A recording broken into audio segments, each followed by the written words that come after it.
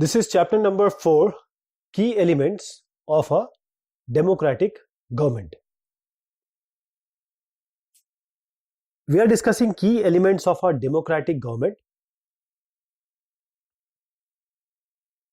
So what we are going to see here is some key elements that would influence the working of a democratic government, which includes the people participation, the resolution of the conflict, the equality, and the justice.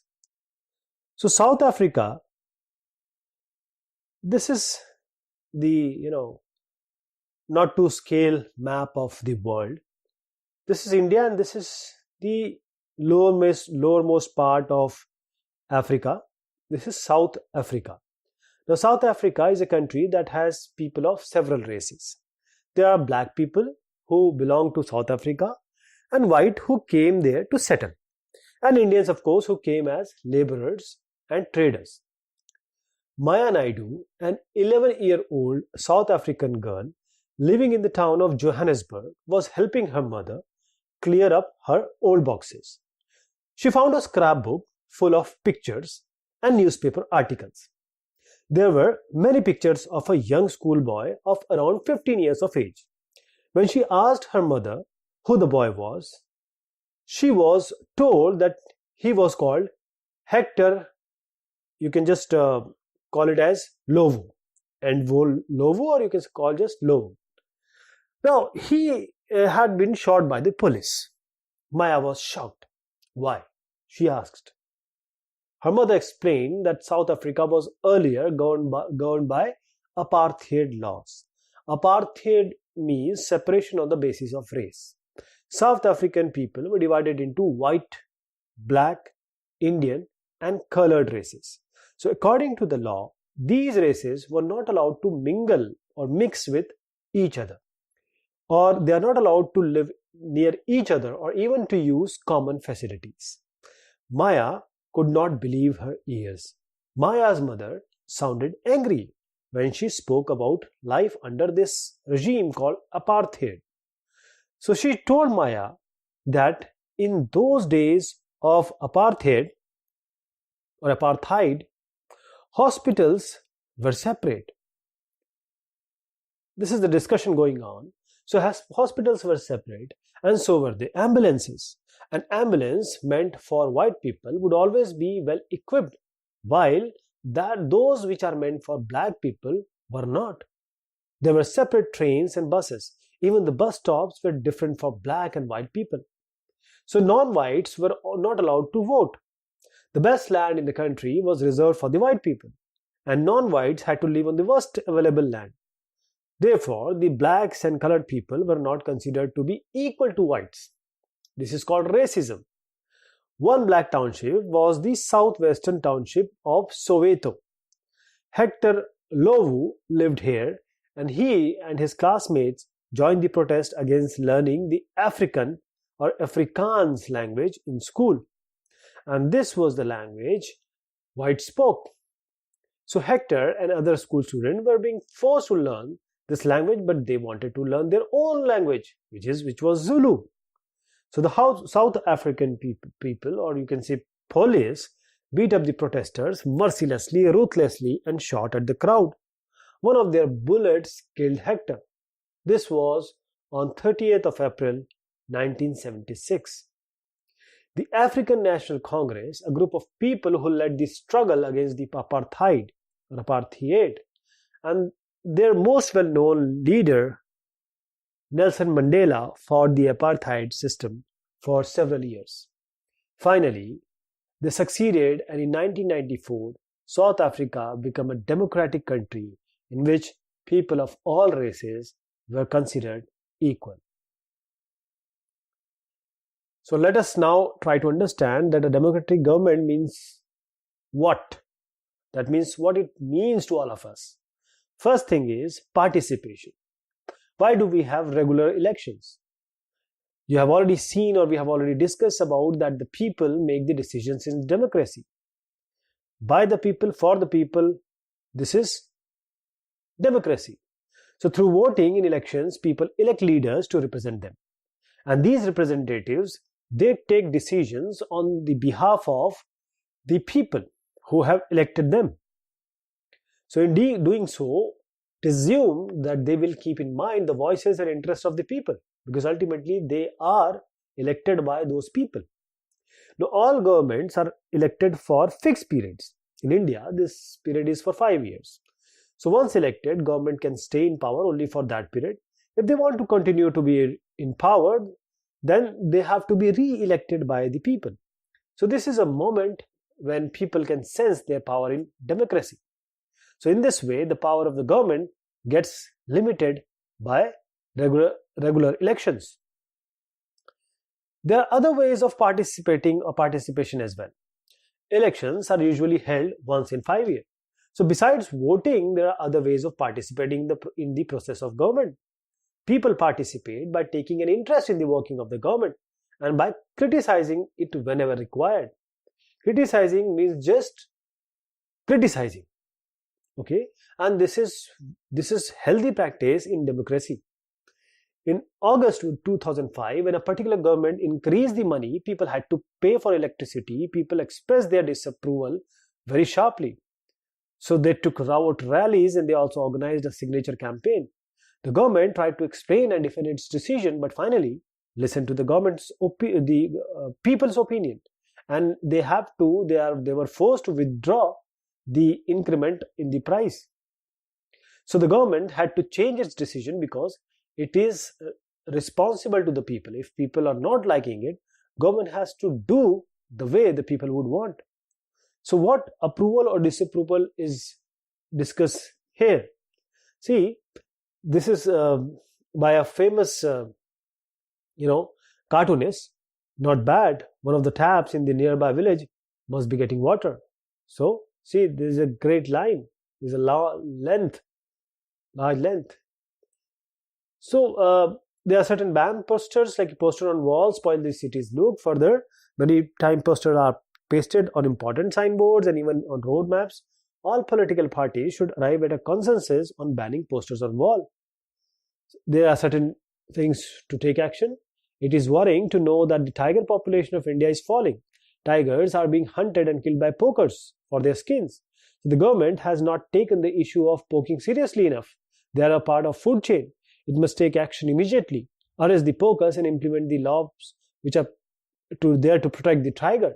So if this does not happen, the tiger will become an extinct animal in the next 10 years. The government must give compensation to flood victims. This is also these are all the way of participation. Just by electing in 5 years doesn't stop your duty. You have to you have to analyze the decision of the government, and if possible, you have to criticize them for their wrongdoings, because if something is wrong, you have to raise your voice against it. And if they are doing good, you have to praise them as well. So there are many ways in which people express their views and make government understand what action they should take. We just saw in the few cuttings and photographs and cartoons. So these include the dharnas, the rallies, the strikes, the signature campaigns, etc. So things that are unfair and unjust are also brought forward. Newspaper, magazines and TV, they also play a role in discussing government issues and the responsibilities. So this is a picture of protest. People are not liking something or they want something, government has to do according to that. So while it is true that democracy allows people to participate, it is also true that not all sections of people are actually able to do so. Another way for people to participate is by organizing themselves into social movements that seek to challenge the government and its functioning. Government has to be on their toes because we have elected them. Members of the minority community, Dalits, Adivasis, women, and others are often able to participate in this manner. So if countries' people are alert and interested in how the country is run, the democratic character of the government of that country will be stronger. So the next time we see a rally, or you see a rally winding through the streets of our cities and towns or villages, we should pause to find out what the rally is about, who is participating in it, and what they are protesting about. This will help us to give a sense of how our government work, what are the problems, and what do we want out of the government, and is the government doing the right thing, or is he taking the issues which we just know, or by knowing here, are they taking some strong measures to curb it, to solve it? The need to resolve conflict. As we saw Maya's story. In Maya's story, you read about how conflicts can often lead to violence and death because one group decides that it is all right to use force to prevent the other groups from protesting. Now, conflict occurs when people of different cultures, religions, region, or economic backgrounds, they do not get along with each other, or when some among them feel they are being discriminated against. So people may use violent means to settle their differences, and this is what general tendency is. So this leads to fear and tension among others living in that area. The government is responsible for helping to resolve the conflicts. Let us try to know about some of the conflicts in our society and the role of the government, which has to be there, which should be there in resolving these issues. So religious processions and celebration can sometimes lead to conflict. For instance, the route of procession may lead to a conflict. The government, particularly the police, play an important role in getting them representatives of concerned communities to meet first and try to arrive at a solution. So at times there is fear that violence may erupt, with people throwing stone pelting, or trying to disturb the procession. Now the police is responsible for ensuring that violence does not take place, or if it is sparked or it has started, it has to stop. Rivers. Now rivers too can become a source of conflict between states. A river may begin in one place, flow through another, and end in the third. Now the sharing of water between different places that the river goes through is becoming an issue of conflict. For instance, you might have heard about the Kaveri water dispute, and this is especially between Karnataka and Tamil Nadu. The water stored in Krishna Sagar Dam in Karnataka is used for irrigating a number of districts and for meeting the needs of city of Bangalore. Now, Bangalore actually. So the water stored in Mettur Dam in Tamil Nadu is used for crops grown in the delta region of the state. So the conflict arises because the both dams are on the same river. The downstream dam in Tamil Nadu can only be filled up if water is released from upstream one located in Karnataka. Therefore, both states can't get up much water as they need for people in their state. So this leads to conflict. The central government has to step in and see that a fair distribution is worked out between these two states. This is a quiet flow of Kaveri despite being at the center of heated conflict between two states for the last 30 years. See how the conflict arises and what is the government role in solving and addressing these issues. Now, equality and justice. One of the key ideas of democratic government is its commitment to equality and justice, which is first and the foremost. Equality and justice, they are, inseparable, just inseparable. So the earlier practice of untouchability, achut, is now banned by law.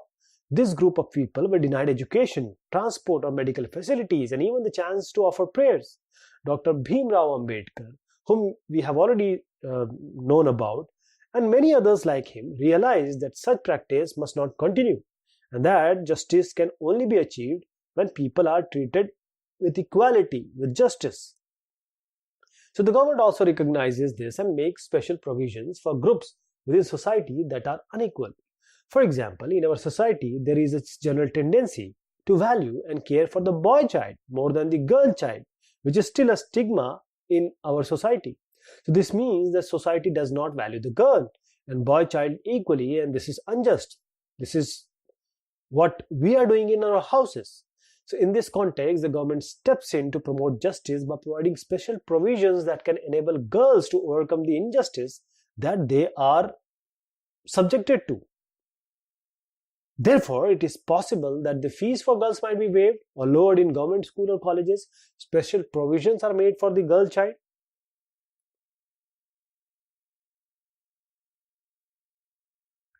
So this is the key elements of the democracy. We'll be taking few more on these. Thank you so much and take care of yourself.